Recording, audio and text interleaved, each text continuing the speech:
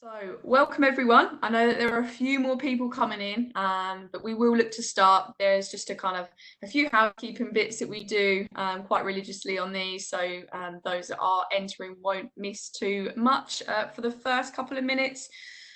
So, welcome to our next series of webinars, which look at community engagement, with our first looking at, in your neighbourhood, do you have common unity? So for those of you who joined us throughout the month of May, we had the privilege of having Charlotte, one of our FA Club consultants, join us to deliver on the marketing and communications series. This time around, we've got another one of our FA Club consultants, Russ Smith, who will be joining us for the next 4 weeks, and I will introduce Russ in due course. So, who am I? Who's this this strange individual talking to you on this Wednesday evening? My name's Danielle Warnes. I am the National Club Services Manager for the FA Football Association. So just over a year into the role now, my role is looking at providing support services and resources, guidance for your wonderful sales out there that look after the beautiful game that is currently at standstill, but the news is bright and things are picking up, which is fantastic to see. If you have missed one of our webinars, so this is webinar number 8. If you've missed 1 to 7 and you would like to find out more information, please don't hesitate to drop program@thefa.com and email. Just a few housekeeping rules.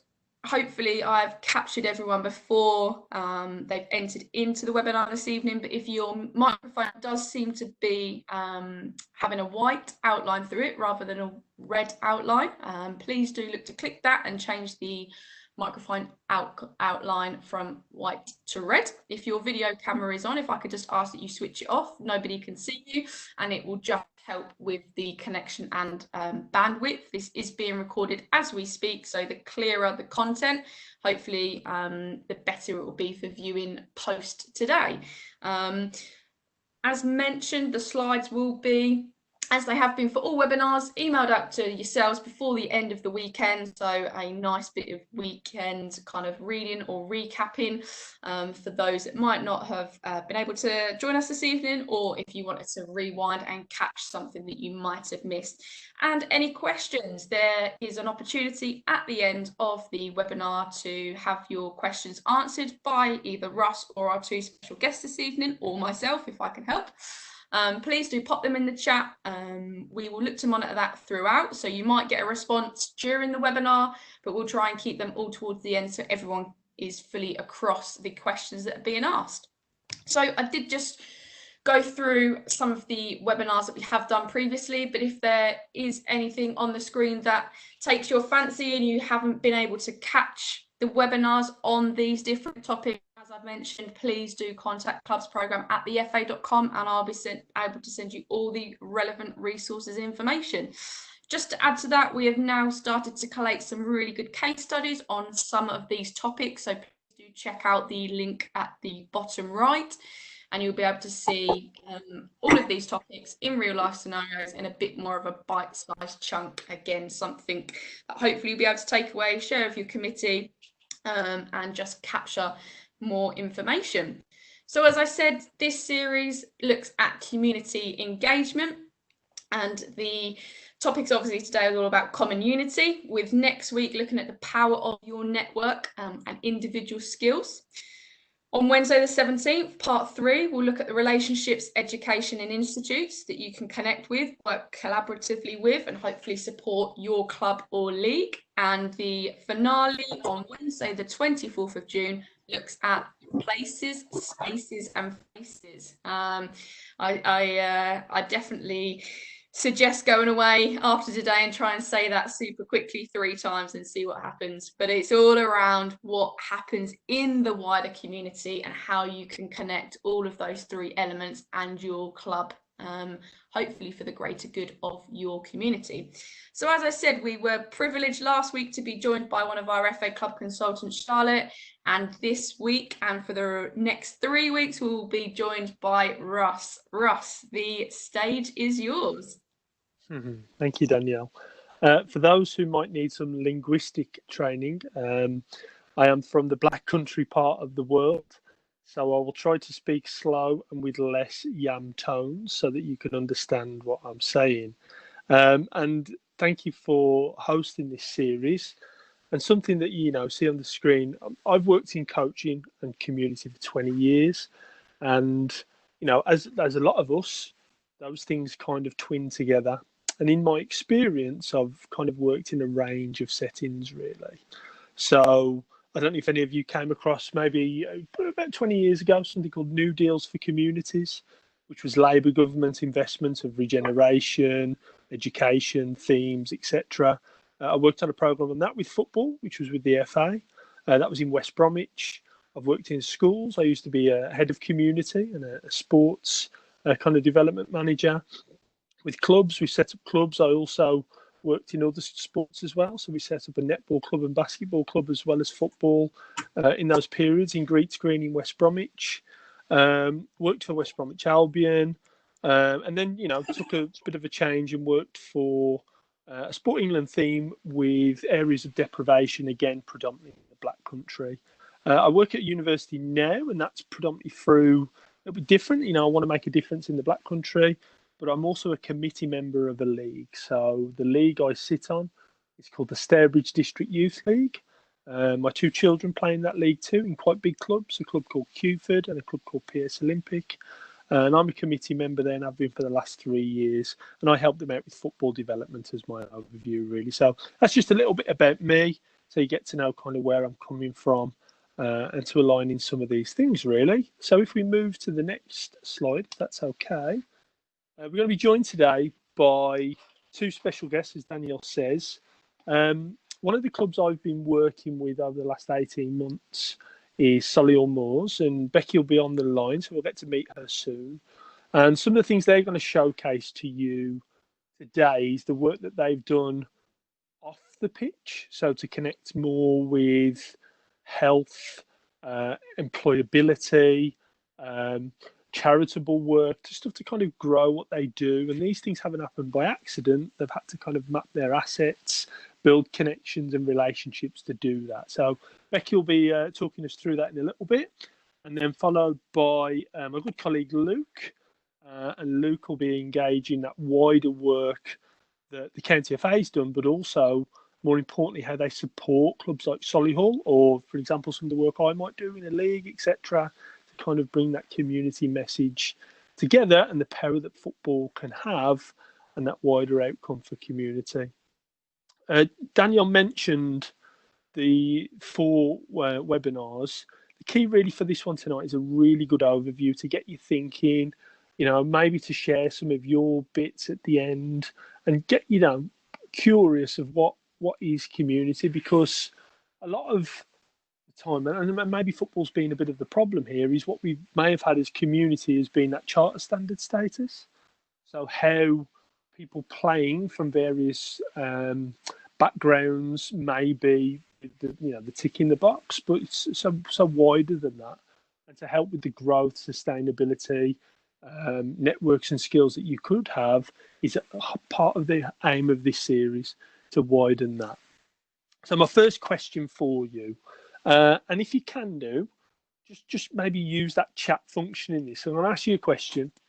And in the last 10 weeks in our lockdown period, have you gone for a walk somewhere in that hour you had a day, or in those 2 sets that you could do a bit later on? And have you gone somewhere by where you live and you've gone, I didn't know that was here. Oh, I didn't know that was there, or something new. Has that happened to you in the last 10 weeks? Now, whilst you're thinking about that, and you might just note something down and go, yeah, I found that there was a river, or I found there was a building, or something else that was there. This has happened to me a lot. And in that 10-week period, it's knowing what is those assets that's in and around where you are.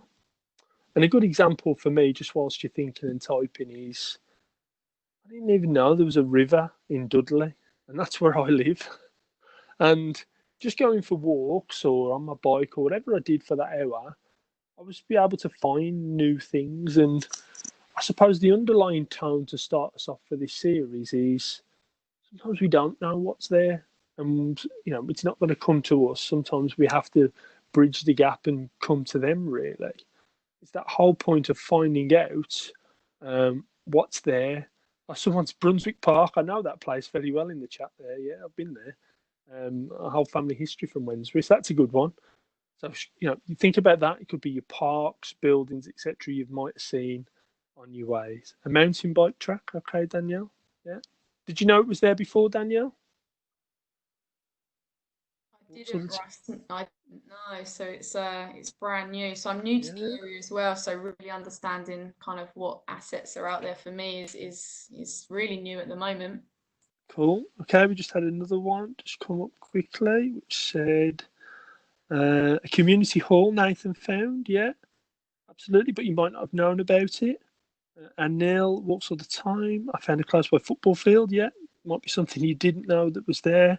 And this is the point I'm trying to make. Really, we don't know a lot of the things that's in and around us unless we actually map it, have a look, or go out and try and maybe see what can help us as clubs or as leagues.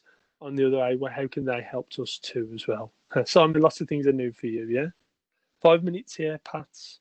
So if we have that mindset going into what we're going to talk through, this will really help us, because there's a lot of the world, and especially in the world of post-COVID-19 and football coming back, where we're actually going to have to find these new areas, these new pathways, organisations, supports. Could be, one of the big ticking time bombs at the moment might be, linking into mental health as an example. And, Solihull Moors can explain a little bit more about that later, but we might not know about that because predominantly we're football clubs and we deal with people coming to play football. So it's that wider impetus that we're going to look into. And I'm going to share with you a little bit of a plan or a tool that you can build for yourself along the way as other clubs sharing what they do with community. Okay. So if we go to the next one. So we've set the tone. We're thinking about what's called the ABCD'S. And this for you guys is going to be your kind of model that we talk through as we go. So again, we're going to use the chat function. And I'm going to say, what does that mean? A, B, C, D. And we're thinking about community. What do you think that is? And I'm sure Danielle can find a prize for the first person who gets it right. I'm sure there's a T-shirt knocking about somewhere. What are the ABCDs when it comes to community? Stick it in the chat box if you think you've got an idea, and you could win a T-shirt. Approach, okay, good start, Anita. Thanks for being brave and starting us off. Inclusivity, yeah. I'm not telling you whether these are right or wrong, by the way. I'm just rewarding you for being brave and having a thought. Well done. Community. Oh, I think someone might have won a T-shirt. I'm not going to say who yet, though. Some good answers there. Just give it one more minute. Some good stuff, and yeah, well done.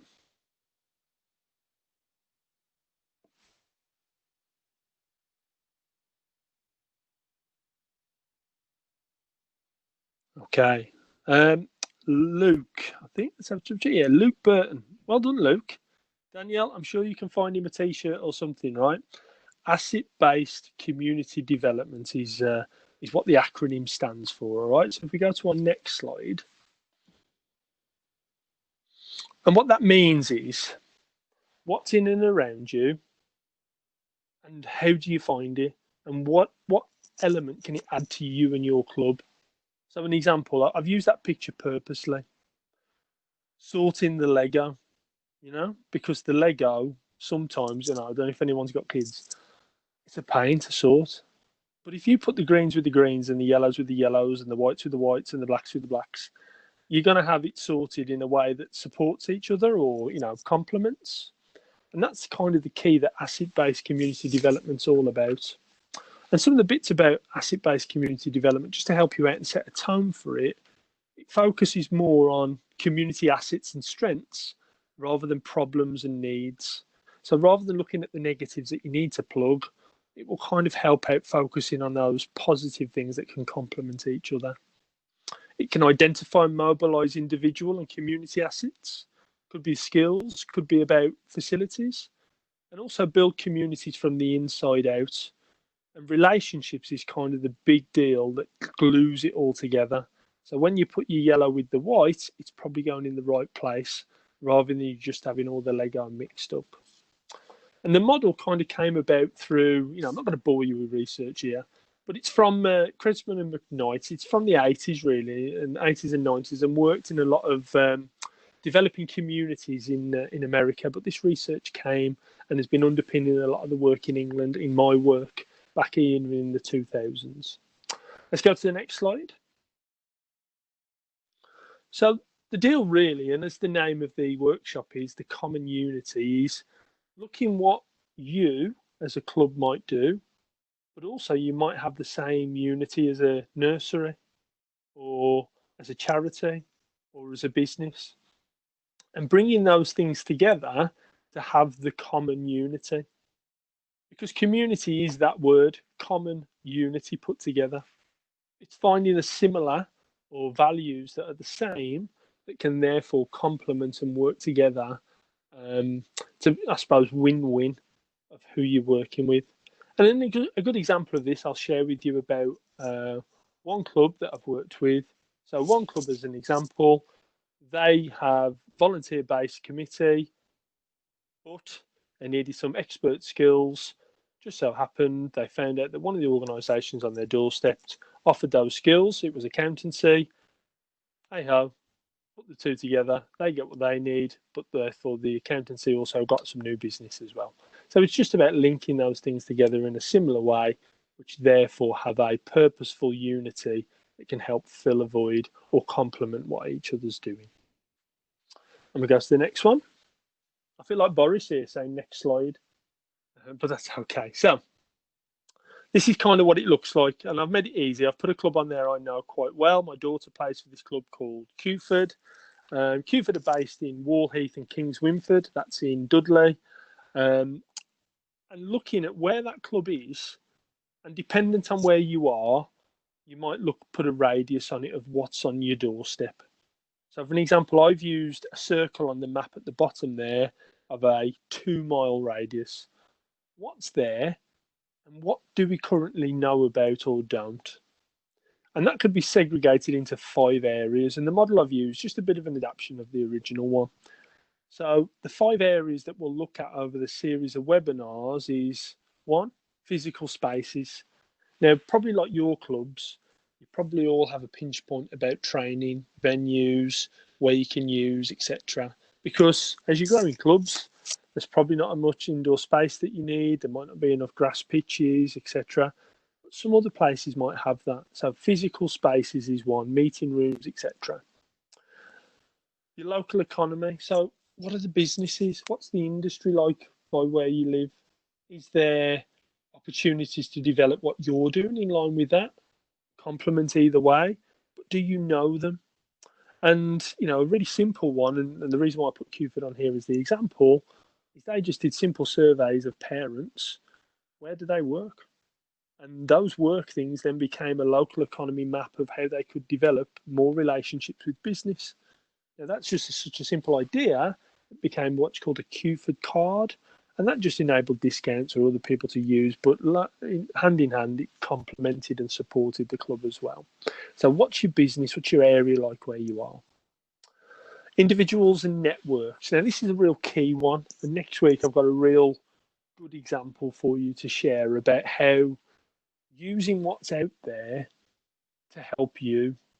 So we're going to be talking a lot about charity sector. We're going to be talking about organisations, but also other circles that's not football. Because sometimes in the football circles, we just get football outcomes and answers, which is fine on the pitch. But it's the off the pitch things that can help you grow, sustain, and really retain what you're doing. And as a club next week, we're going to tell you some of their good work that they're doing in the Greater Manchester region. Institutions. This for me, probably one of my areas of expertise, but really hard sometimes, isn't it, to get into schools, colleges, universities as the example, because sometimes it's about finding the right person, or do they have the right person or not? Sometimes it's quite time consuming because if you're a club with volunteers, whose job is it? Where do you find that? Sometimes it might be phone calls in the day, but yet you've got your job in the day. So it's going to give you a little bit of insight in how to work that better and get those shared outcomes that can therefore be helpful for what everyone's wanting. We're also going to talk a little bit wider about that, about working with the NHS, saving some money on society, so joint outcomes about well-being, mental health is the example, looking at provisions that your club could do that could save someone else some monies elsewhere. And we're also going to share some stuff about working with faith centres, police, fire services, etc., that can therefore help and complement both ways what your club does and what those institutions do. The final segment on there is heritage and culture. So, we live in England, we're a multicultural society. A football club by me in Smethwick will be very different to a football club in Cannock. And that's just down to what your geographics and heritage and culture is of your area. There are some clubs who've worked really well with that and developed partnerships maybe with faith centres, with leaders of that. And, just a range of different ways that football has complemented each other. And on our webinar with that theme, we'll be sharing some good examples of a club who's done that really well, linked with madrasas and faith centres in Lancashire. So that's a bit of the overview of what we're going to be going through. And hopefully it helps spark some ideas with what you're doing in your club and how in the future you might have a little action plan that can help. One thing just to touch base back with Danielle here is the Football Foundation and Sport England as the example, as kind of the major funding bodies in the sector, are really looking at how in the future partnership work with community will be a part of their funding strategy and how they help and support clubs, especially in football. So bear this kind of stuff in mind for your future developments of what you might want to do. Evidencing and developing this stuff will really help you. And the next slide. And the key message really to kind of underpin this is it's a two-way street. I can imagine that some of you have had banged your head against the wall that someone didn't get back to you. You dropped an email, you made a phone call, it didn't work or whatever. So it's looking at how you as a club also, use what you do in your services to complement other community organisations, institutions, etc., rather than just them complementing you. You'll tend to find if you have the win-win approach to it, you'll get the better outcomes. So what I mean by win-win is that if you get something, but they get something, you're probably more likely to build that longer lasting relationship rather than you just having something and they not getting something back. But I think that's a pretty much of a given of a underpinning strategy really of what's happening there. So for us really, this overview of what ABCD is, asset-based community development, is about looking at those strengths, looking at what's there that can complement each other, mapping, looking at the assets and mobilising where it might be needed, or on the other hand, where it can complement. It's driven from the community within itself. So looking at your club and where you're situated will really help. And if I could introduce my friend here, Becky, who I think's there. Say hello, Becky, if you're there. Hiya, you're right. I am all right, thank you, Becky. Good. I've segued in nicely for you to tell us all about the great work of Solihull Moors in the community. Yeah, it was a lovely introduction, thanks. And a lot of what you've said, I'm probably going to reiterate. Just to give you an introduction about myself and my role. So, as it says, I'm Becky Fox and I'm the head of community at Solihull Moors. I've been in post now for 18 months. So, still learning and it's ever evolving.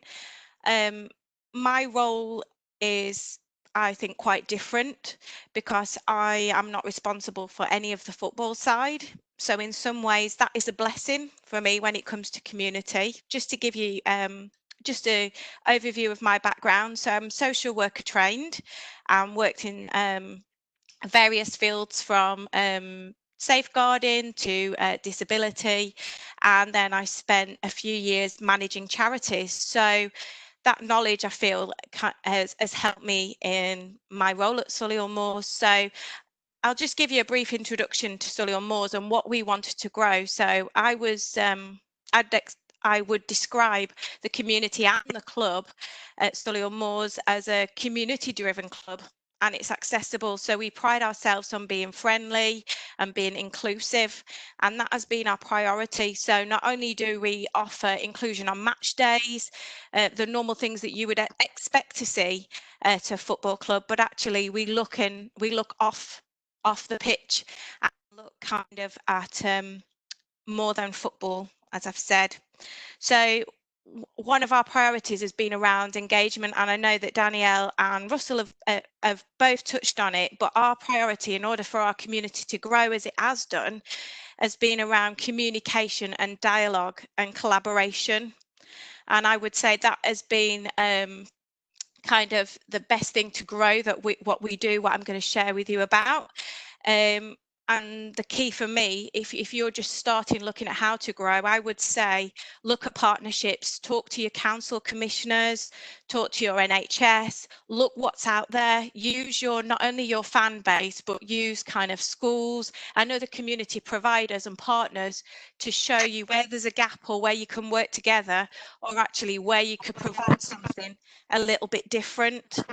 Another thing that I found useful is looking at local businesses, because a lot of them have social responsibilities and they want to help you. They don't want to reinvent a wheel. Sometimes they want to work in partnership with you or get you to do something on their behalf, and that helps because none of us have a bottomless pit of money, do we? And we want to use that investment wisely.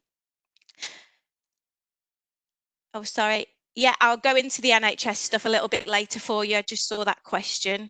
And I would say the best way to describe the community work is a bit of a bridge. So a bridge between the club and the community and the people. You use your Saturday football and your sessions to access other people.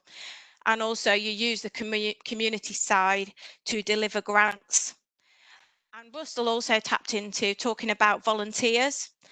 And when it comes to community, we look at sustainability, and we'll talk a little bit about that later on as well, how you can use your volunteers to help you to continue the work that you do. So if we just move on to the next slide, if possible. Oh, and the next one, sorry, I talked a little bit introduction through what we've done. So I found one of the first things that we had to do when we were looking at our community was doing some research, looking, like I said, at what was offered, what would attract the wider community, and what would be a key thing for us was to be diverse, to stand out and to do something that was welcoming and friendly and would break the stereotype. So I had the beauty of, for me, when I went into the football club, because I never worked in that field, I could look at it with fresh eyes. So sometimes it would be useful to get somebody in, a volunteer or somebody, to actually look at things differently, question. What would you like to see from a community project? What would you like to see? And with that, we came up with these areas. These are our areas that we're focusing on within the community at Solihull Moors. So health and well-being, education, employment and volunteering, and community and social cohesion. So you might think, well, where do I start? And I'm not going to talk a lot about football tonight, but obviously we used our obvious audiences to generate interest and to get the word out and to get those conversations flowing, and using things like, if you see over, I'll give you a little bit of the next slide. If you see, we used our youth and juniors because we'd already got that existing work going on. In order to attract others, we talk to parents, we talk to grandparents, we talk to the kids themselves, what they want, what they did outside of school, what they'd love us to do within the club. that wasn't just football, and we got intelligence, and we also used some of our players in our football and education who'd come from our youth and junior teams to be part of our community volunteering. So they came and helped us with running football sessions, and in return we trained them in level 1, or that offered them other employability aspects. So that's how we kept some of our continuous staff and our volunteers. And then the other group that was an obvious group to help us, can we have the next slide, was our Ability Counts group, which at Solihull Moors we pride ourselves on. We have a good disability squad that ranges with a range of disabilities and a range of groups, and we've been able to grow this and expand this and almost tailor it. So that's a lot of what we did to initially start in growing our community. So we'll go to the next slide. But one of the things that we did find, that even though we were delivering on our football and education, our youth and juniors, and our disability, like Russ said, we had to do that common unity. We had to blend our values and our aspirations as a community. And our aspirations were around inspiring, engaging, and educating. And therefore, in order to grow our community, we set up and developed our charity that recognised what we'd done, but also recognised that we wanted to grow more and we wanted to offer more within our local community. We found that it helped doing a charity because actually it was the obvious, it came with the obvious, it raised our profile, it brought in funding, it helped when we wanted to talk to local businesses about sponsorships for certain projects, but also it grew a partnership working. So we found that other charities wanted to work with us. We found that actually it was easier to determine what work was already being done that we could tap into and support, and also where there was gaps in the market. We worked obviously within the club doing the more obvious things like feeding projects, like food collections on match days, like doing sponsored events for Help the Heroes or other charities to raise their profile as well. But also it enabled us to put more opportunities on for all. So that's why we formed the charity, that actually our values would be spread across other charities, but also it would give us more scope for growth that wasn't just around football or sport, it was around community cohesion and engagement. The next slide, if possible.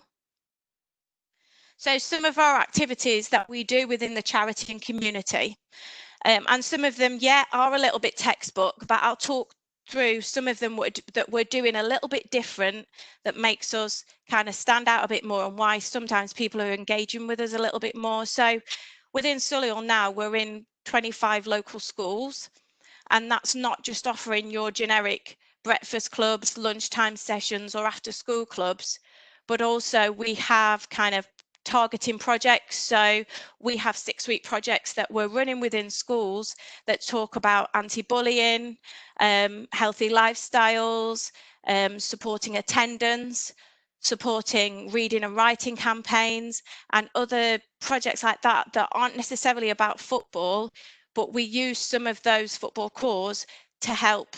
So each week we have a 6-week program that we deliver. So it could be healthy packed lunches, it could be exercise, it could be, even in one of the sessions, we teach mindfulness and mental health to younger children to help them cope with what they're going through. And within that as well, our community staff deliver it, but we also use some of our football players to come in as mentors who've done training with us around mental health and peer mentoring, that they come in and the children look up to them, the young people look up to them. And we find that because we speak to schools, we speak to youth centres, youth workers, and those are the key providers, the police, that they tell us what's going on and what the community worries and concerns are, and we're able to write those projects. At the moment, we're about to start in a secondary school a project around knife crime, because in our area at the moment, knife crime is prevalent, and we're going to be going in and delivering with some core students around that. We also are focused on, in regards to knife crime, social inclusion, and looking at our young people who we know are not in school or who are struggling and are in pupil referral units.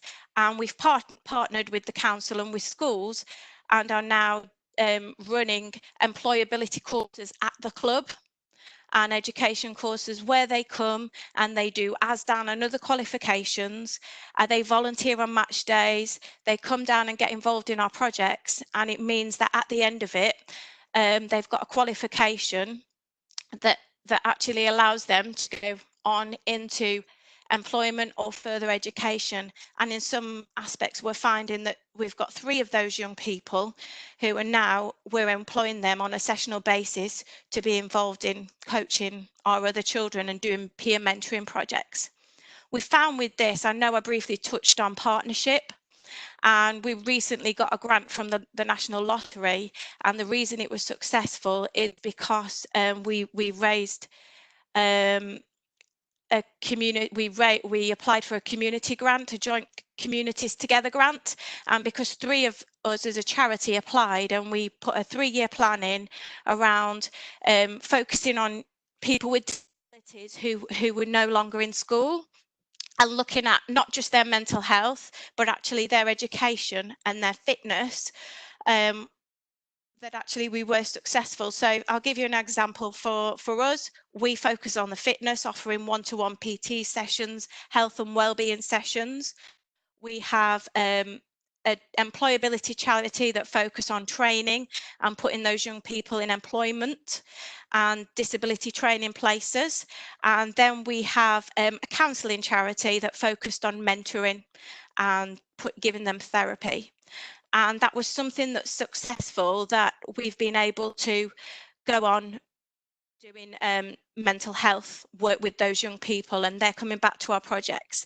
And we found within the club, we offer the club, and it's open all the time as a bit of a hub, a social prescriptor, that those young people can come in, that when they're feeling low, when they're feeling they've got nowhere to access, they can come in and have that safe space to talk to our community peers and our volunteers.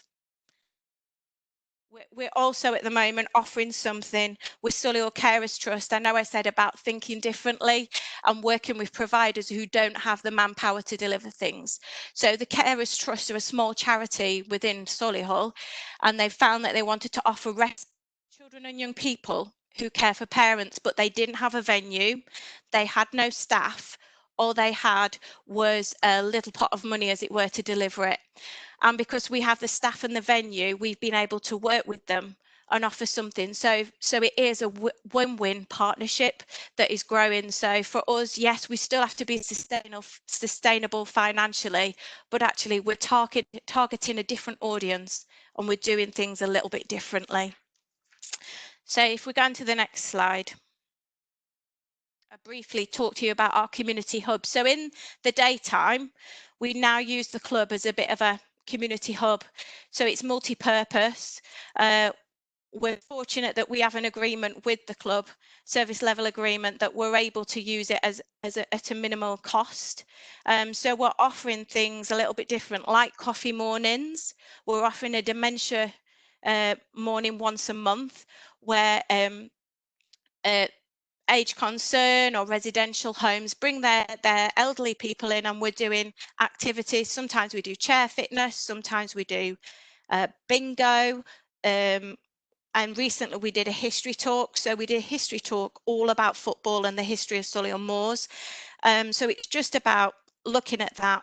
We also have a local day centre that hire a room from us, and we offer activities for them. So we may do football or some sporting things, but again, it's bringing income in because they hire it for the whole day. And again, it's that the club is open and it's part of the community. So the NHS come in and they do their diabetes clinics, or they do health and wellbeing and deliver. So sometimes it's not about manpower, it's just about having a venue, and it's the partnership. We also do the simple things like food collections, or in a partnership with a local charity that deliver food around for the homeless, for those low-income families. And then we also are just about to start a play and support group for mums, because one of the obvious gaps that we had was that fathers were coming and we were having predominantly males who were using the club all the time. So we've made one of our bars a little bit more friendly, that it is a coffee room where mums can come straight after school, because that's one of the important things that we found. Actually, if we put something on first thing in the morning, we have local schools near us, that actually the mums will come and have a cup of coffee and bring their toddlers. So again, it's another audience that we haven't used before. And we're also attracting grandmas now, because we do something called knit and natter. So Rush, you might want to come along to that when we're able to up again and have a natter. But again, it's bringing grandmas in, it's bringing different people in, so we've got a wider audience. And another thing that we found, when we initially were a charity, not all the fans had heard about what we do as a community. And then when we got our charity status and we were able to use that, actually fans know a lot more about us now. They're engaging with us a lot more, and actually they're coming up. We've got a good partnership with the supporters club, who are actually putting on quiz nights. Actually recently we did a ladies pamper night where we did shopping and beauty treatments and a gin and tonic cocktail table. And actually we're finding that our funds increase, which means we're able to put more back into the community. Touching back on one of our biggest successes that has been recently, has been around our bereavement groups and our mental health. So we found that we wanted to do something predominantly within mental health, because we'd had a lot of inquiries about it, and people contacting us saying, did we offer anything? Could we signpost to people? So obviously, mental health and bereavement wasn't our expertise, but within partnership, we were able to talk to Solihull Mind, who were wanting some support around football. So what we did is we offered our club and our coaches, with a little bit of funding that we jointly wrote a bid, and our coaches coach for a session, and then we offer the club, and the Solihull Mind mentors come and they run their sessions there, their groups there, that actually the guys can come without that taboo of having to go to a doctor's clinic, having to go to a hub where people know why they're there, and they're able just to talk, but also have that fitness session that actually not only looks after their body but looks after their mind, as their mental health, and gives them kind of a positivity and a sense of confidence and achievement that they're doing something. We also, alongside that, spoke to Sand United and a local dads group who had been kind of wanting something where they could play sport and actually be around who'd experience bereavement. So again, they come and it's run through our volunteers again. They come, they have their football session, and they've recently just joined a football league that actually they're not just having that time away from home to train, but actually they're playing other groups, and they're kind of not isolated, but actually they're included within, you know, other groups and other football teams, which has been brilliant, and we've seen that grow. And I think one of the successes again of that is actually because we've just offered the club is there, and the guys can talk and do those social conversations without the obvious why they're all there. I think, again, touching on it, without volunteer input, we wouldn't have the manpower to help at every session. And it's really important that you get that right, and actually that you look at how you engage with fans to keep them, to use your local fans, use your local volunteer forums. That's one thing that I've learned the past 6 months, is actually I've built up a good relationship with the local Solihull volunteers committee, and they kind of signpost and bring volunteers to us that actually are staying. And where I struggle to get things done sometimes around social media, around evaluations, collecting that evidence, around stats, they're able to help, as well as those who do the physical helping with the delivery of the sessions. So I would say the greatest things that I've learned about pushing our community and looking at how we do it differently is actually take your football glasses off. look at what's out there and what could be achieved. You know, make your community hubs a little bit more friendly. So the reason we're getting women through the doors now to the mums and toddlers, to the knit and natter, is actually because we've changed one of the rooms. If you can, you know, make it a little bit more friendly, user friendly, whether that's putting a comfy sofa in or actually making sure that you can get tea and coffee, or that actually there is a quiet room where you can deliver those other things. I would say try something different, think outside the box, you know, network and partner with other charities, with other communities, talk to your funders, and then make it accessible to all. So, Great, yeah, great, Becky. thanks. Thank you for that. I mean, It's lots of great insight, and I've seen some of your work firsthand and the difference that you make. And if we just go to the next slide, just to show everyone who's on the call. So, as part of some of the support with the club last year, we did what's called an SROI survey, which is basically a social return on investment.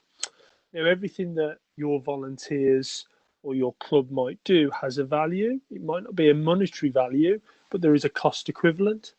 So, an example being that, you know, every hour a volunteer might do, whether that be from setting up a goal to coaching to making tea, whatever it is, that might equate to £10 as the example of what a volunteer cost is.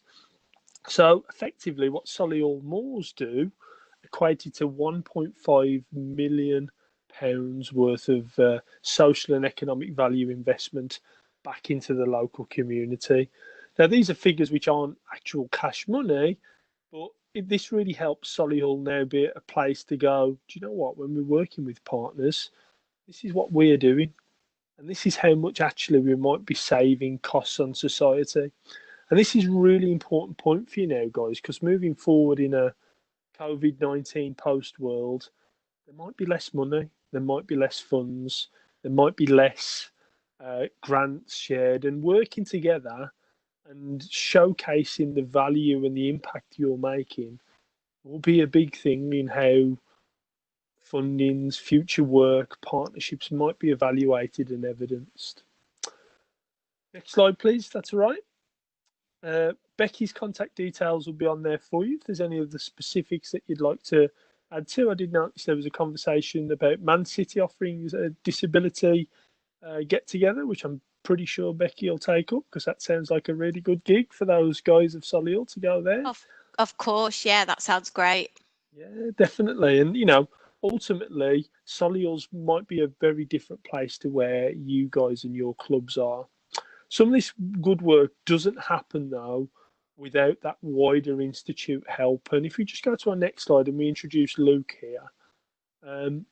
Luke Bowles from Birmingham County FA, I've got to say, he's really supportive of the work that clubs like Solihull do, people like me doing my role, and the wider understanding of community is a really key thing, especially from our County FA in Birmingham. This is one of our strengths. So I'll hand over to Luke just to talk you through a little bit about their support and some of the things they've done.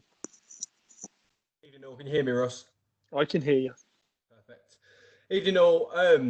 Obviously, thanks, Russ, for the introduction, and thanks, Becky, for obviously such a great insight into the work that Solihull Moors are doing across your community and your local authority. Just to give you a little bit of a background around me, I've been at Birmingham FA now for just over 5 years. Been in a number of roles across the sort of business.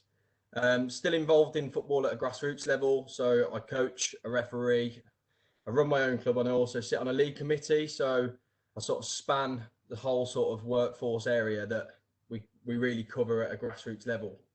I'm just going to sort of touch on what we're doing as a county FA in terms of finding something new, which was the theme that Russ touched on at the start of this presentation. So as a county FA, we cover an area that spans 15 local authorities.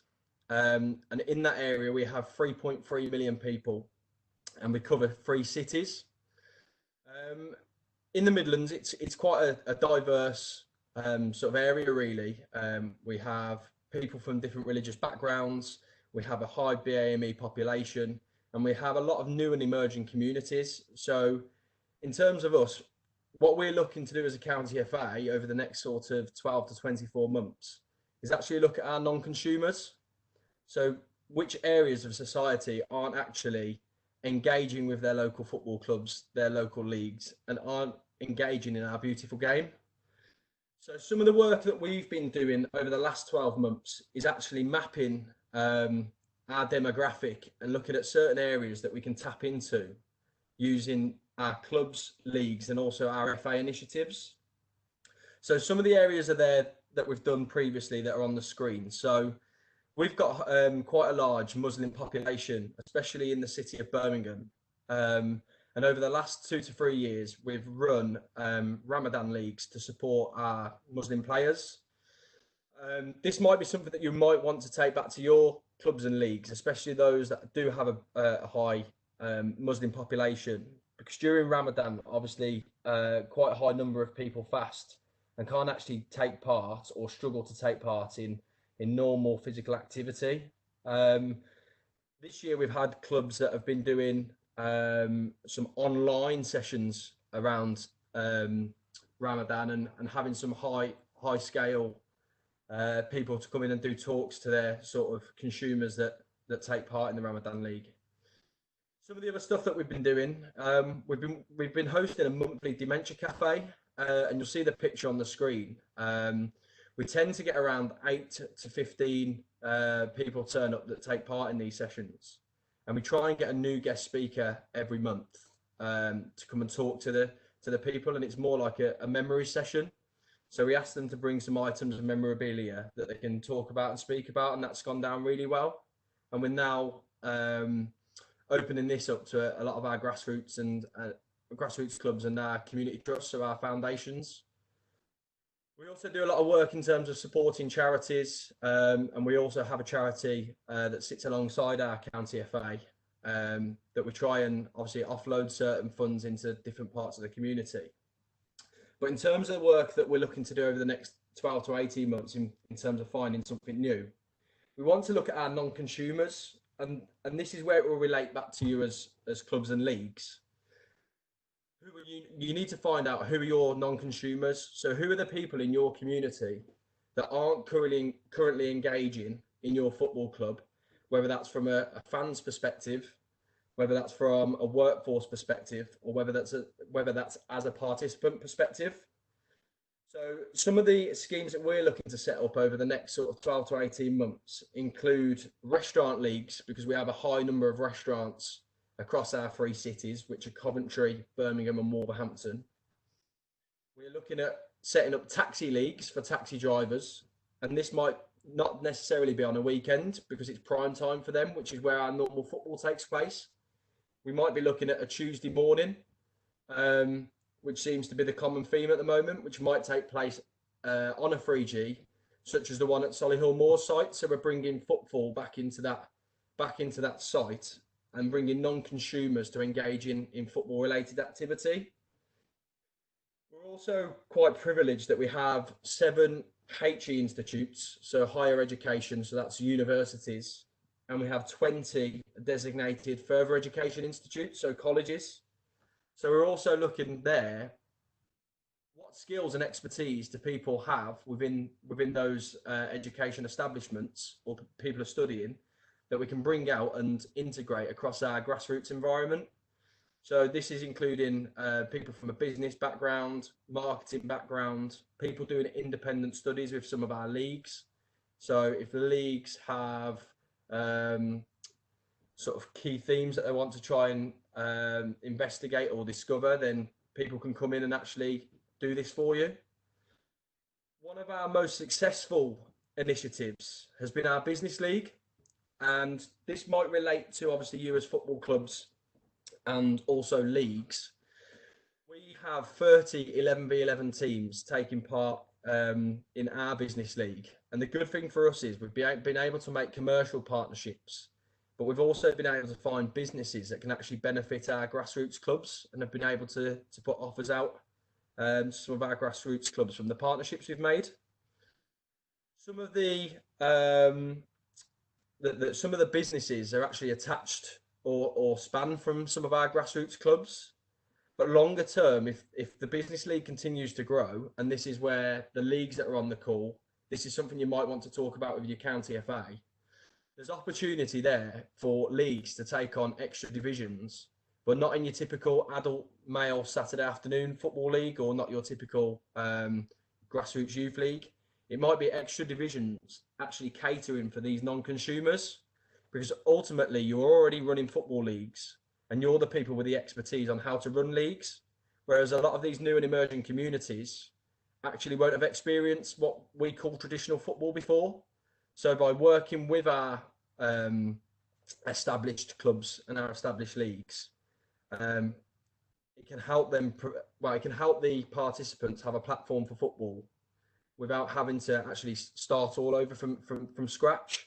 So it might be worth engaging with your county FA to find out how, as a club or as a league, you can potentially support some of this new activity that might be within your county FA's operational plan for the next season. We're quite fortunate because I'm going to refer to Solihull Moors because they're on the chat. But essentially, as a county FA, we've started a number of over 45s walking football leagues and obviously the business league. And Solihull Moors have been fortunate enough as a club to take some of these non-consumers, as we'll call them, in-house and actually affiliate their teams under their club banner. That way it brings in people under the Solihull Moors name and exposes them to the club and the offer that they can provide. And this in turn supports some of the charitable aims that they have. But ultimately, what I'd suggest that you do as a club and league is actually engage with your county FA, because we do have fresh ideas and we are willing to listen. And also have a look at actually finding something new in your community. And actually, could you be the person that influences a startup or influences change? But apart from that, I don't want to take up too much time. But if anyone does want to get in contact directly, then I'm sure Danielle will share my email address around when she shares the slides. And if you do want to chat for anything further, then please feel free to drop me an email. Thanks, Luke. I'd probably say, in terms of my multitude of hats and roles, the help and support of the institution to kind of join and fill the gaps is really good to have, because it could be that sometimes you as a club, you have a relationship that might only be for discipline, as the example with your county FA. You've got your county FA support for workforce development, etc. It can make a big difference. Some of the initiatives, especially in my committee role as the SDYFL, with Luke, have been really helpful.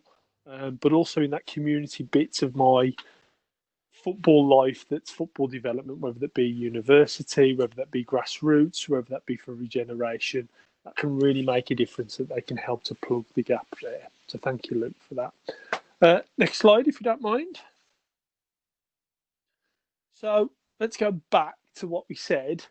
Tonight's a really broad overview of the next 3 webinars. We're really going to be nailing down on some of the areas of ABCD, asset-based community development.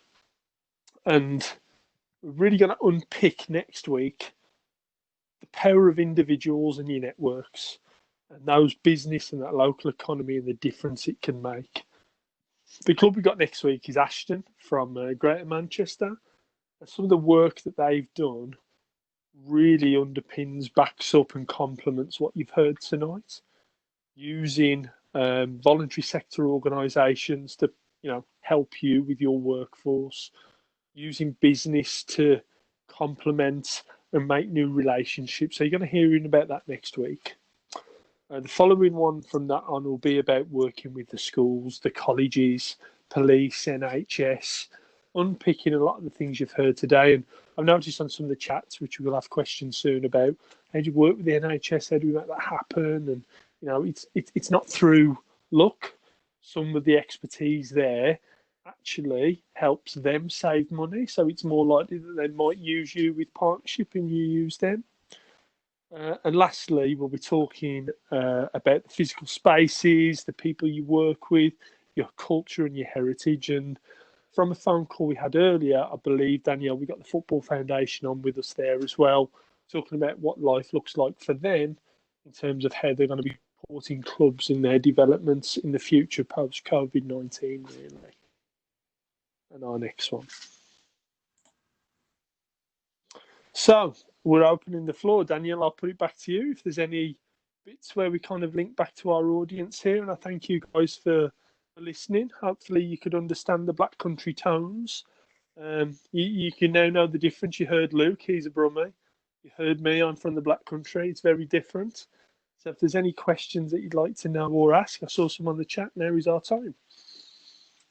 Thanks, Ross, Becky, Luke. Huge thanks. I think it's been echoed in the chat. So really well done, guys. Some really thought-provoking information that you've shared this evening. That I think a great summary here by Elle Dorling is just around the fact that you've enabled very thought-provoking ideas that have given a different slant on our traditional roles as clubs and leagues. So I think that's really powerful. So big well done to you three. So as Ross mentioned, there are a few comments and questions in the chat, which is fantastic. So as we rattle through them, if anything pops to mind, please do pop it in the chat and I will direct it to Becky, Luke or Ross. So let me try and go to the top first. As you mentioned, Ross, and we'll start with that one. Anita's asked the question, how would you include the NHS and what sort of collaboration could that look like? So possibly both for yourself, Ross, and for Becky, because obviously Becky alluded to a few NHS initiatives as well. So I'll start you off, and then I'll hand over to the person that knows more than me. Right. So I don't know about that. Great question. Ultimately, one of the terms that you may be aware of or you may not be is what's called social prescribing. So this is kind of a new term in the world of sport development and, you know, community asset planning, really. And what this means is most people that go to the doctors don't need the doctors. They just need more connection, a bit more physical activity, and maybe some support there. But if you think about how much it costs to go to the doctors, then social prescribing is about using that money better. And most NHS trusts and partnerships have social prescribing contracts aligning with some of the work that actually doesn't need to happen in the doctors. So an example being someone who might be recovering from an operation might be at a point where they don't need a registered physiotherapist. They might just need some activity that could be done at your football club if you have that provision for. So an example, it could be walking football as the example. Now, if you're in a place that offers such services and signposting, this will therefore put your club in a good place to be an NHS partner. And it's just about mapping what you can offer and what you can do in line and making sure that your doctor's surgeries and your NHS trust and partnership know about them. And it's an easy segue to happen because what you're doing does help reduce inactivity, obesity, reduce mental health, aligns in with some of the bits around recovery. So it's a wide range of things that you can do, but to map it and just get in contact with your partnership managers from the NHS. Now, Becky, tell us about one of the programs that you've done and how that worked. Well, did you get in contact with them? How did it work? Yeah, so one of the projects that we ran a few months back, I made contact with the commissioners in Solihull Council. So and shared with them around what facilities we'd got, how we wanted to engage in the community, and shared our strategy with them and experience. And I was introduced to the commissioner who, in regards to health, and asked her where there was gaps in the market, what the council's priority was around health. And the commissioner had said that obviously one of the priorities was around getting males into exercise and dealing with obesity. So I was able to share with them we do a project called Moore's Vitality, which is a bit like Man versus Fat. So we offer training, we offer health sessions, and just help promote healthy lifestyles, keeping active and losing weight.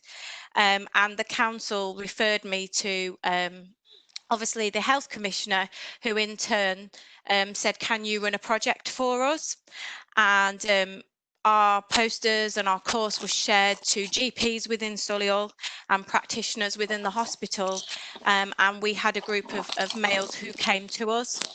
And from us running that project, actually more GPs and more directorates heard about us, and local charities like Diabetes UK.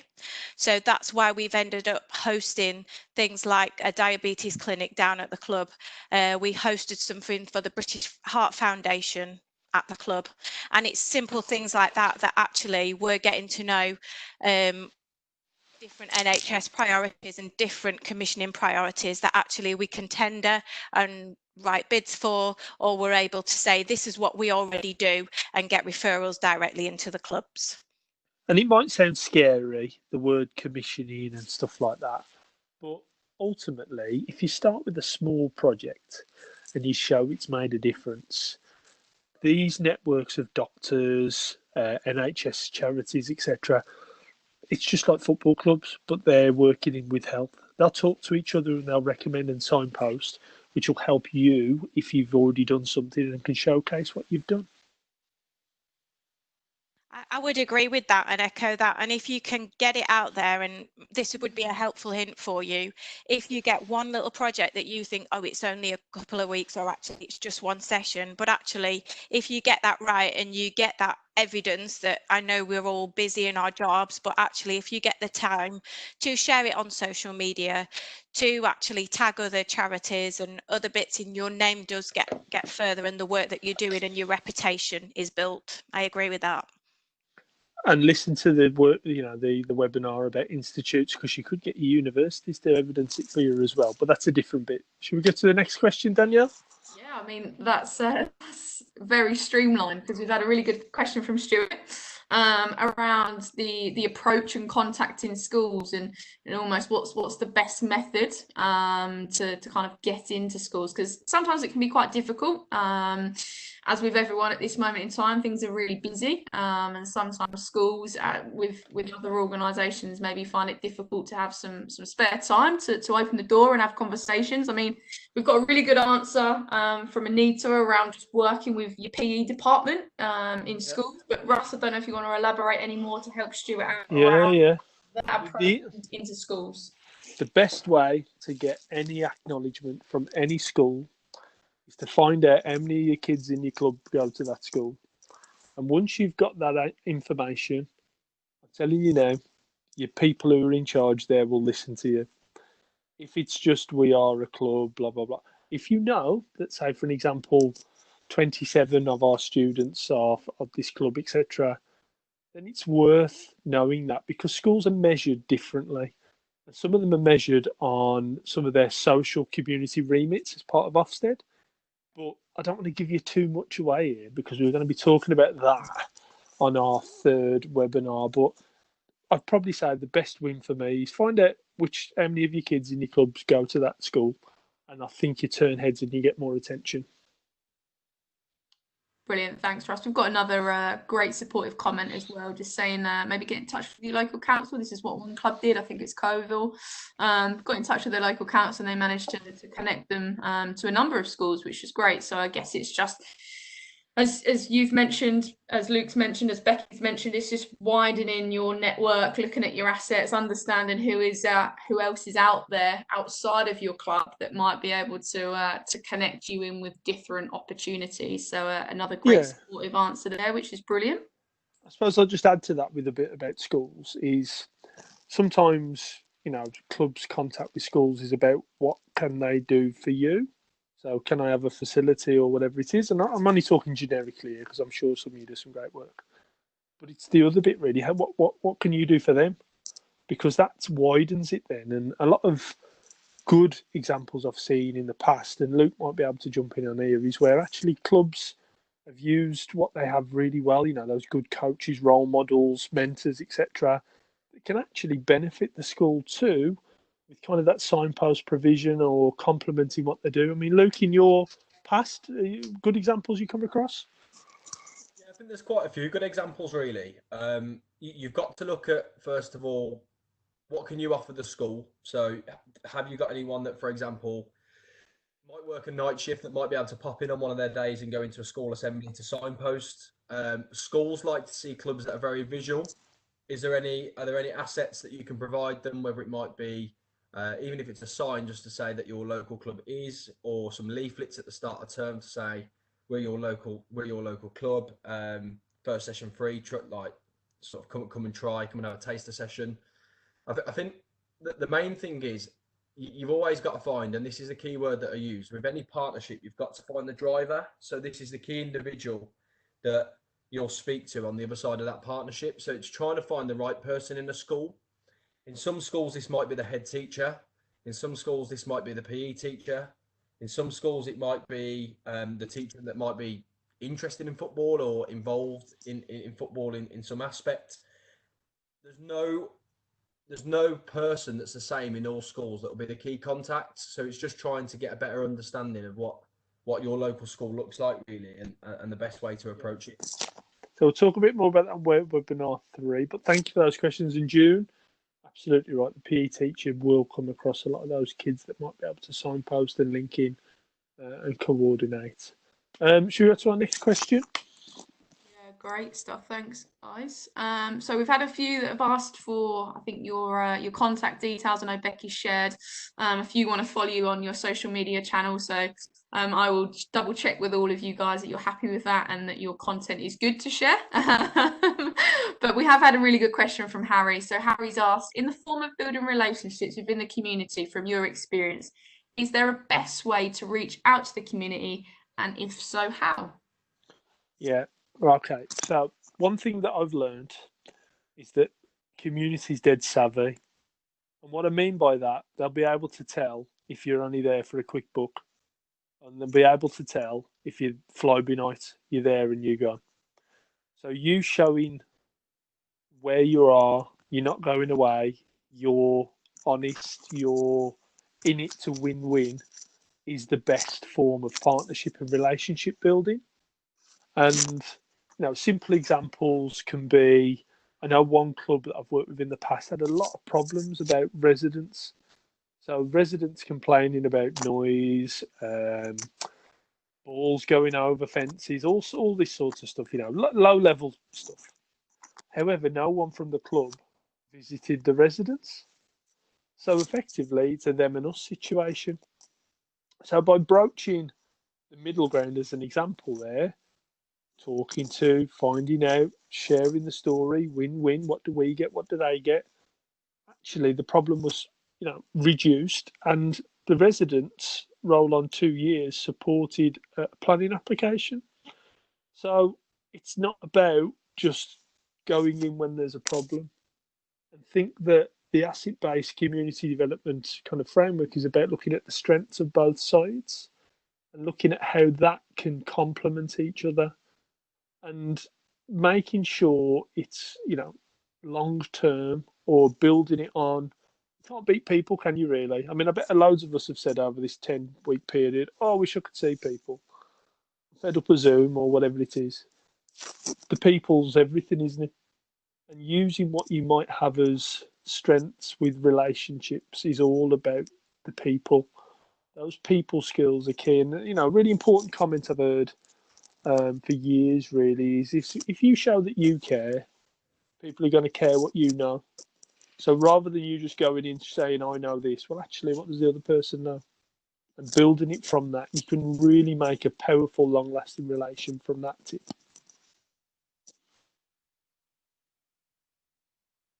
Brilliant. Thanks, Ross. Harry, I hope that answers your question. We've had a few that aren't specific to this webinar, so I am going to park them. One around structures, kind of what the best structure is for your club. I'd definitely recommend having a look at one of our legal firms that we commission to support charter standard clubs, which is called Muckle LLP. It's on our website as well, thefa.com/get involved/players/clubs-league. So obviously really short, but it is on the front of the presentation. That just gives you some guidance around what different structures are out there, and helps you weigh up the pros and cons of all of them. So I definitely recommend that if you're looking, Kieran, at different structures for your clubs, check that out. We've also had a few around facilities, just asking questions around them. Again, good resource to initially signpost to is your local football facility plan. If you haven't heard of them, I would definitely suggest reaching out to your county FA. There will be a lead there that looks after facilities. So please do have a conversation with them. But if you can look at the local football facility plan for your local area or your county FA, that would be a good starting point, just to understand maybe what the future vision is in the local area for facilities. I guess some of those questions have been around Becky's presentation on Solihull Moors Foundation and obviously being a charity. So it's obviously really sparked some thoughts there around how clubs might structure differently, and obviously the use of a great facility and just maximising different connections and ways and means of delivering kind of football and additional outcomes in other ways. So really good questions, definitely around the topic, but I would definitely recommend those two suggestions of Muckle LLP. Yeah, go on, Russ, sorry. Just to add, so yeah, please do. Next week's webinar, data is king. So we're going to share a lot about that, about skills, networks, how do you find out about stuff? Because sometimes we just operate in the world of football and we don't know, and then, you know, we might have a chance to apply in for some money or grant or whatever, and then we're asked the question, well, what do you need? And then you're like, well, I don't know. I've got to find all this information out from wherever. But it is all there. And one of the things we will be sharing next week is about those skills, those networks that you can get into, that, for an example, can tell you population mix of where you live, facility plan, like you've mentioned there, because the Football Foundation facility plan, when I read the one at Dudley, I was like, never knew that. And I learnt stuff because it's all there collated for you, but sometimes it's like the wood for the trees, really. And if you're a volunteer or you're part of a committee structured, for an example, you might not ever see it, but maybe using those skills and networks to build that base of evidence you've got will really help you with the community outcomes that you're trying to get in the future, really. So we can touch base on that and share some places like active partnerships, for an example. And football doesn't work that well in my experience with them. And these are Sport England funded organisations in every area of the country, which has so much data and insight that can help and shape you to your future work to get more people active, more people playing, mental health, etc., etc. But you wouldn't know about it unless you went out there to look for it. So we can collate and help you out with that stuff as well next week. Thanks, Russ. And I think that leads on really nicely, especially around the active partner element, from a question from Alan from Stafford Rangers. Just intrigued by the kind of business networking and community links, and wanting to know a little bit more around how many clubs maybe do run business clubs and networking organisations. And I know I led that question around the active partners because the active partners do host those types of events, but I don't know if Becky, if you at your club have hosted any kind of business networking events, or Luke, from a county perspective, if you know of anyone locally or you've potentially organised a type of event like that, which might be useful for Alan to know of. I think just before they jump in, I'll help you out and translate, folks. Active partnerships used to be called county sport partnerships, CSPs. There's a lot of acronyms in the world of sport, yeah. So they changed their name a year ago. County sports partnerships are now called active partnerships. Good translation. Thanks, Ross. Pop in there if that's right. Yeah, of course you can. Please do, Luke. So as a county FA, we work with the Chamber of Commerce. So obviously a lot of our business league information was sent out to the Chamber of Commerce, and that's where we managed to actually attract a lot of our teams from for the season just gone. Our business league season typically runs differently to the grassroots season. It tends to be February to October, but we're looking to change that, put it in line with the season, obviously with the pandemic. But essentially, one of the things that we are looking to do is actually try and get some of the business owners or some of the senior executives from each of the business to do sort of like a business cafe. So where we bring these individuals in, show them around, obviously our county FA headquarters, talk to them a little bit about what we do, get them to actually share sort of business cards and sort of business practice with each other, in the hope that actually they can see what we do and the sort of charitable aims that we have, because obviously as a county FA we're non for profit, and actually see if they can buy in and actually impact our sort of grassroots landscape. So that's something that we're planning to do halfway through next season. So we're probably looking around March time next year to do that. So I'm not sure how that may work for a club, but it's something that obviously we can look into. But you, as a club, you might want to try and invite some of your local businesses in to do the same thing if you've got a clubhouse, and actually talk around what you offer and how they can get involved. On the other hand, Luke, you know, the businesses do this anyway, so can you go to them? Can I tap into that and just say, for us, we joined the Chamber of Commerce. So the club, I kind of piggybacked onto the club, kind of have that chamber, they're a patron, and I kind of piggybacked onto that, and I go along to some of their events, and in turn the club hosts, either it be a luncheon club or breakfast, and I go along to a lot of those and introduce myself to a lot of the businesses. And one of the things that I found really helpful is when we've not got much funding or we want to do specific projects, I've been able to go in and do presentations around what are our priorities, or actually, I know Russ said get your, you know, from active communities, get that intelligence around the landscape, the people population, what the targets are. And I found that businesses from the Chamber of Commerce have said, well, actually, my social responsibility and my investment, I need to be given back. And they may make a donation towards the charity, or actually they sponsor a specific piece of work. So my hint would be to you, if you can get in touch with your local Chamber of Commerce, introduce yourselves and say what you're about and how you want to support the community. We found that they've been open and welcoming, and actually I've used them to get our name, our brand as it were, out there and attract that audience and that investment. Absolutely. Brilliant, thanks guys. Good collective answer there. And not to put a downer on it, but Anil makes a really good point, and it's all been really positive so far, but I guess this is possibly one to yourself, Becky, but have you had any bad experiences when you've tried to reach out to the community, and if so, because I'm sure there has been, how did you go about kind of changing it and kind of getting that momentum to go again? Because I guess it is a challenge and you might face some barriers, so how do you go about it if you have had any bad experiences? It is a challenge when you get a no or you get a knockback, but I think, as Russ alluded to, one of the keys I found early on when I started in my role, I'd had an experience because I'd worked predominantly in Solihull's kind of split north and south, and I'd worked predominantly in the north and came with these grand ideas of actually the issues that were stupidly, from me, the issues that were happening on one side of the borough, surely it was the same in the other, and came in almost really eager to get things done, and in some ways I almost ran before I could walk. So I came up with lots of ideas that kind of I thought, oh, that would be great, and actually worked in isolation.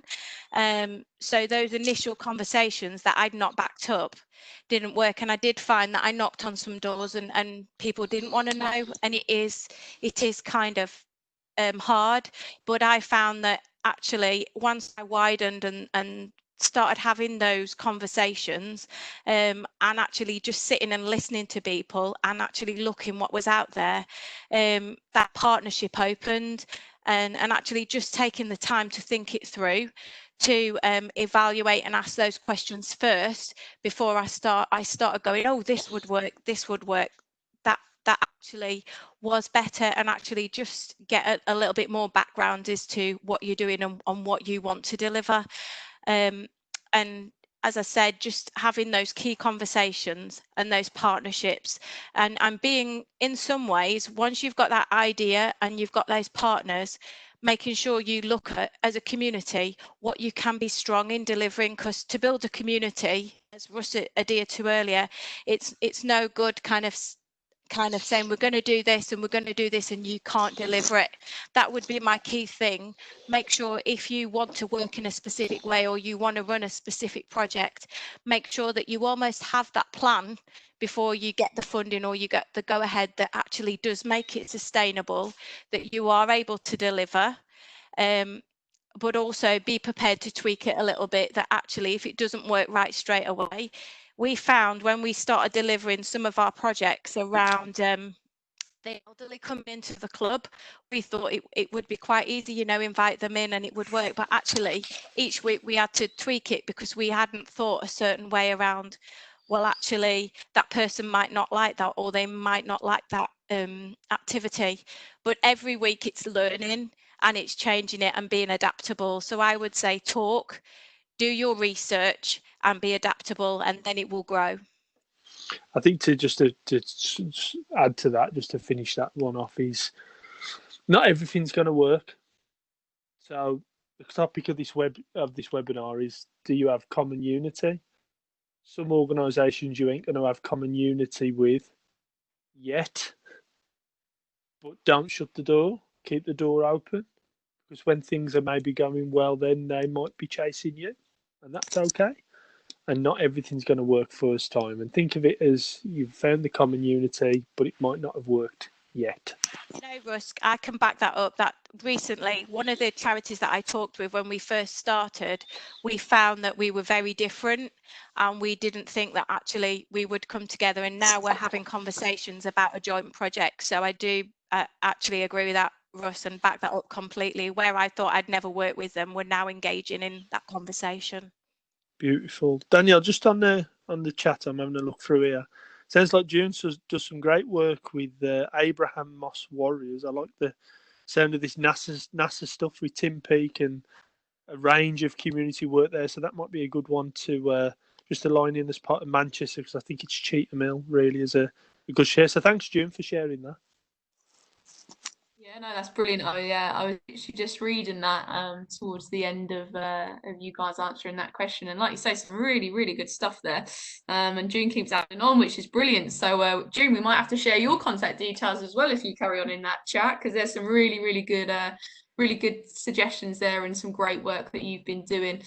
I'm flicking through, and Russ, Becky, Luke, if you're on the chat and you can see anything I've missed, please do shout. Or if anyone's on the call and I haven't quite answered your question, please do unmute yourself or forever hold your peace, because there is a lot in there which is brilliant today, guys. But if you have got any other questions, please do pop them in now or unmute yourself. If I have accidentally forgotten or missed your question, again, likewise, please do unmute yourself and fire away.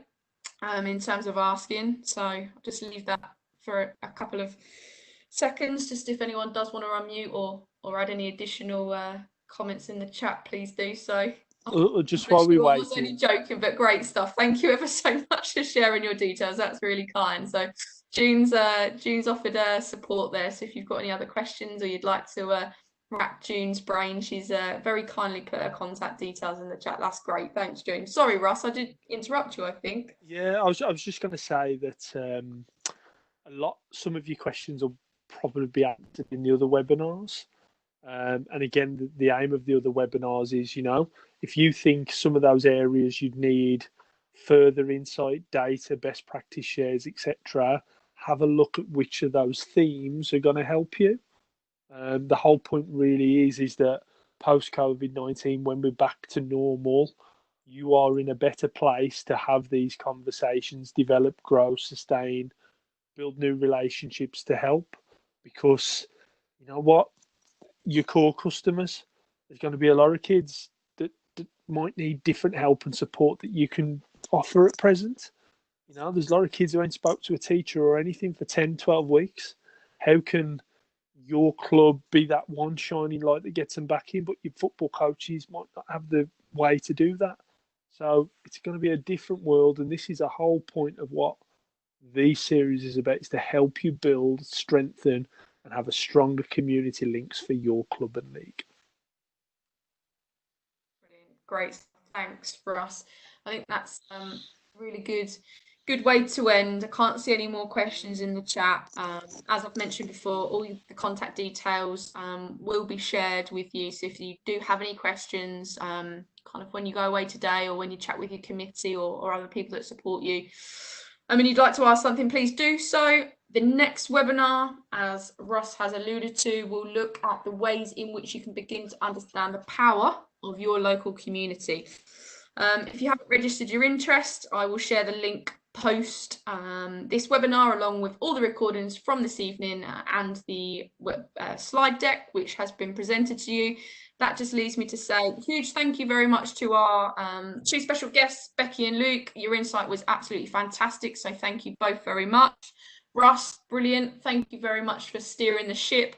And to all of those that joined us this evening, thank you very much for your cooperation, your interaction. It's very much appreciated. And we look forward to welcoming you to the webinar next week. Thanks very much, everyone, and take care. Thanks, folks.